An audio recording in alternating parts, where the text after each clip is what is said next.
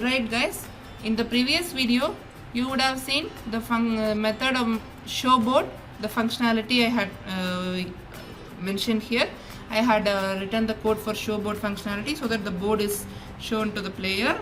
Now what is pending is the play functionality. Let us see what is needed in play functionality. Okay, I had commented it back then because I wanted you to show that showboard functionality works. So now play is required, so I will remove the hash so that it's no longer a comment. And now we want play functionality. Define play. Here, as I said, in this game we shall be having two players, P1 and P2. Let us say them. P1 will have some name because we want to have it as the personalized interface. It should not just be like player 1, player 2. He has got a sweet name. We need to refer to him by his name, then he'll be very happy. So we need to refer to him by his name. Let's input his name from him. Let's input his name. Input is taken by this functionality, raw input. We are inputting a string, so that is taken by raw input. String is nothing but a set of characters. Names generally consist of characters, right? So that is what technically we call it a string. This is a string. So we use raw input functionality to input strings. So this is the message that has to be displayed. What should we be displaying? Maybe we shall say player 1, please enter your name. Looks good. Alright. The same has to be done for player 2 as well. So instead of typing it again, let me copy and paste this and do the modifications wherever needed. It is player 2's name and it is player 2. So the first would be inputting player 1's name and then inputting player 2's name. So let me comment that as well for completion's sake. Input player 1 name. This is input player 2 name. Why do we have comments is to help us understand the code at later point of time. Maybe when you are doing this now, you may find it a little easier, but once you have done a sufficient number of exercises and when you want to look back at what you had done previously, that time there may be some confusions. So to avoid that, we have comments where we write in English format that is understandable by us. We can look back to the comments and then we can get to know the syntax that has been used and all that. It would be easier for our revision if needed. So that is why we are using comments. Alright. So initially both are starting at that is they have their dice placed on the floor. That's not on the board. So they will roll the die and based on what number appears, they will place it on the snake and ladder board.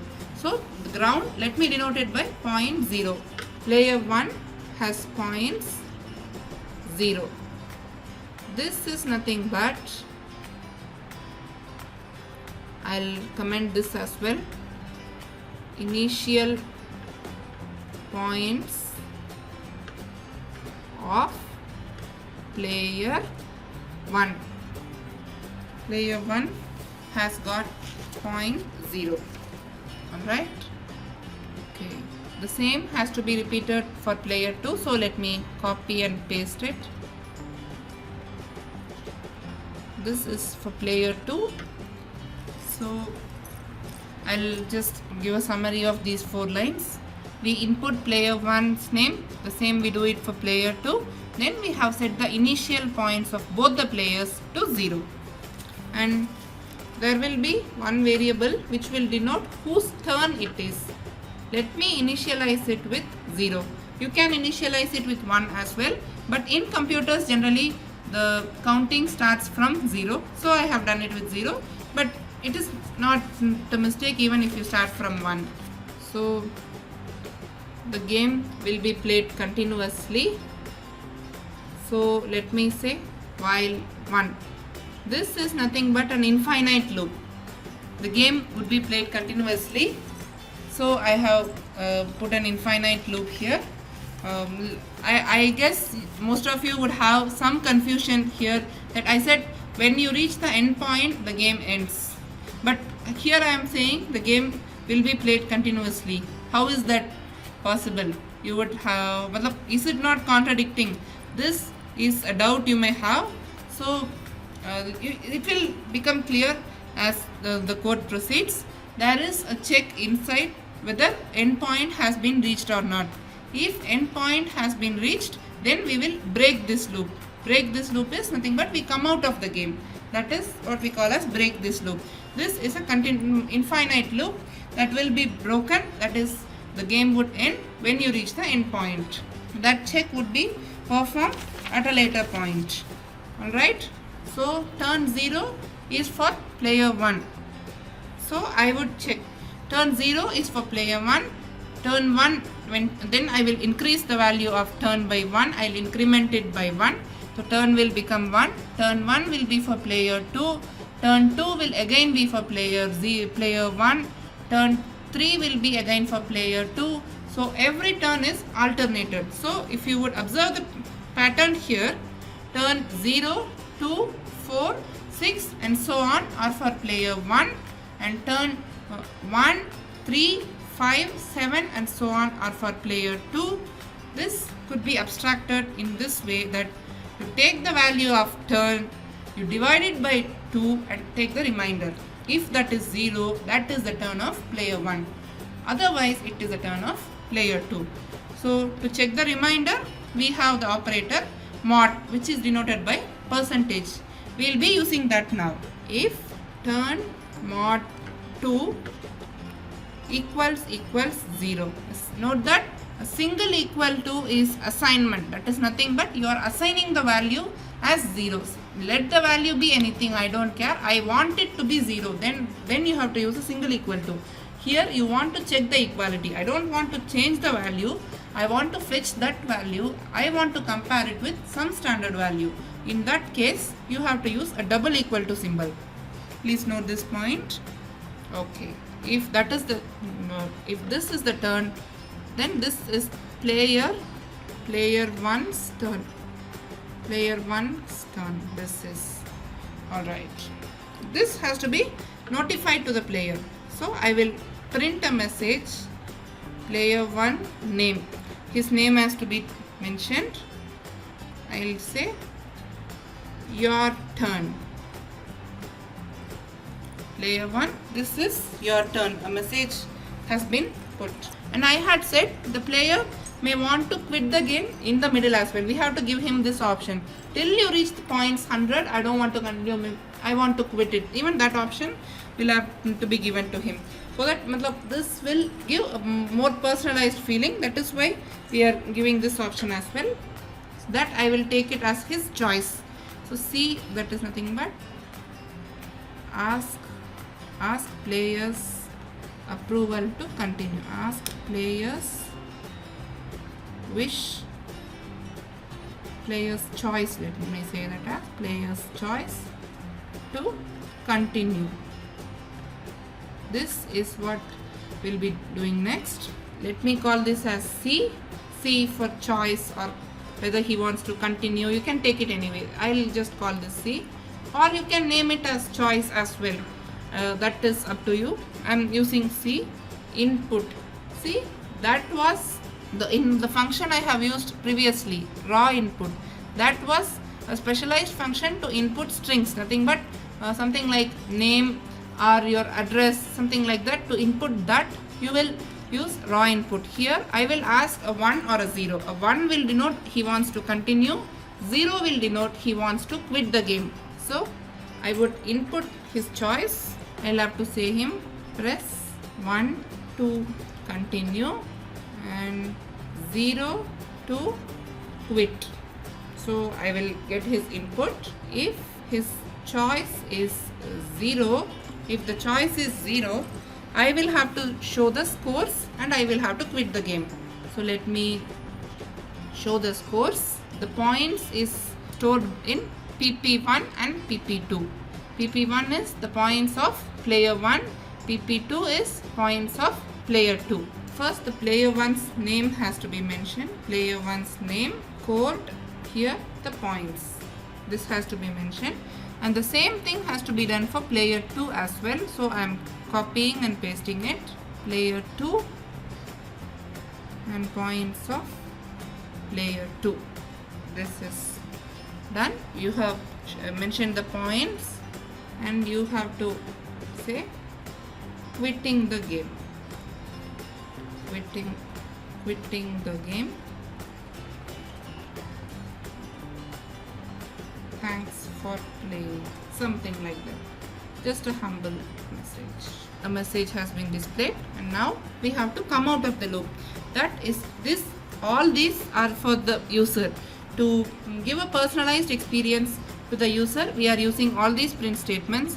But what is the instruction to be given to the computer to get out of the loop is this statement, break. Break statement will come out of the loop and it will end the game basically. That's what this will do here. And otherwise, if choice is 0, this would be executed. If not, it would just come here. Observe the indents. Indentation is important here. It is in the same level of if. So if C equals to 0, this check would be made. If the user hasn't pressed 0, that is he doesn't want to quit, it would come directly to line number 40 here, which is in the same indent level. Here you are supposed to roll a die. When you roll a die, you would get some number. That let me store it in a variable called dice. So to roll a die, to simulate this, what happens when you roll a die? Some random number from 1 to 6, something from 1 to 6 would come when you roll a die.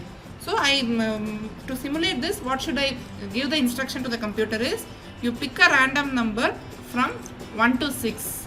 To give this instruction, I have to use this random package. Random library has to be imported. So I will say import random. This is the library that is needed. Since we needed it, we have imported it here. Now I will say random dot, the functionality is randint. This is the functionality randint. This requires you to give the endpoints, that is what should be the start value and what should be the end value. The start value is 1 in our case and end value is 6. This particular functionality would generate a random number from 1, 2, 3, 4, 5, 6. This is what this particular functionality is doing. You generate a random number. This is basically a simulation of rolling a die. Alright, we have generated a random number. Now you are supposed to display what was showed by the dice. Print dice showed the points. That is captured by this variable dice. So dice showed, this point is printed to the user. And now once the die has been rolled, you have to add that many number of points to your already the points whatever you have. To that you must add this points. So let us do that. P1, this variable PP1 stores the points of player 1. This is nothing but whatever is the point, take it, you add the value of dice. So that will be your new points. And when you are playing the snake and ladder, sometimes it may happen that when you reach some position, there may be a snake or there may be a ladder. So accordingly, your points will increase or decrease. The change has to occur. So to simulate that, let us say the points 1 is nothing but you check if there is a ladder at this particular points.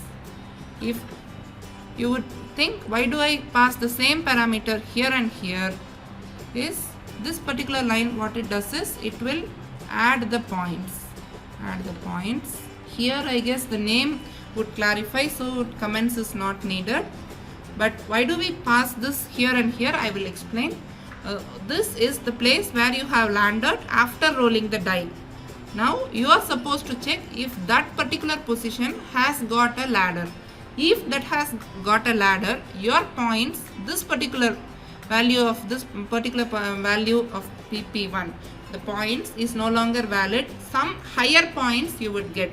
So that higher value of points would be stored here. So that is why we are using the same variable PP1 in both the places. I hope it is clear. It will be clear when we delve deep into this particular functionality, check ladder. This may be a ladder, a positive thing which will increase your points, or it may happen that it is a snake. Check if it is a snake of the same way. Check ladder and check snake are two functionalities which we will define later. These are the things that we have to do, and sometimes it may happen that in some points you are at, say, at 95, you are at the position 95 and your die showed 6. So when you add here, 95 plus 6 is 101, but your the board has just 100. So what will you do then? You will stop at 100 and you will say that you have won. So that particular check has to be done here. I'm sorry for this. This is the same player 1's points has to be changed. I'm sorry for that. And here, as I had said, you have to check in case during this addition process have you gone beyond the end point. So in that case, you must come back to the end point. So that check let us make. If the points of player 1 has exceeded end point, then you are supposed to say you bring it to end point. That is 95 he was present, 6 came up, so he is supposed to go to 101. Since the board ended at 100, you stop at 100. That is what we are simulating here. This is to the functionality here is check if the player goes beyond the board. Beyond the board. This is being checked here. Alright. Now you are supposed to print him his score as of now. You say his name, player 1 name, your score is this value PP1, that is storing the points of player 1. Alright, if he has reached the end point, as I have said earlier that this is an infinite loop. You may wonder that when you have reached the end point you have to quit the game, but here we have given an infinite loop. Now to break this loop we are performing a particular check. If you have reached the end, with this current points, that is whether this particular current point is the end point or not. We are checking if the person has reached the end. I'm sorry, I have used an extra bracket, it seems. Sorry. If it's just a space, if this particular player has reached the end, you are supposed to print the message player 1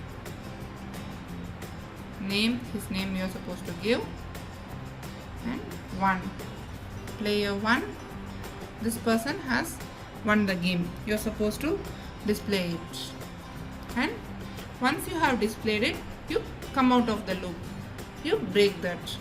This particular place we are using break because the user wants to quit the game.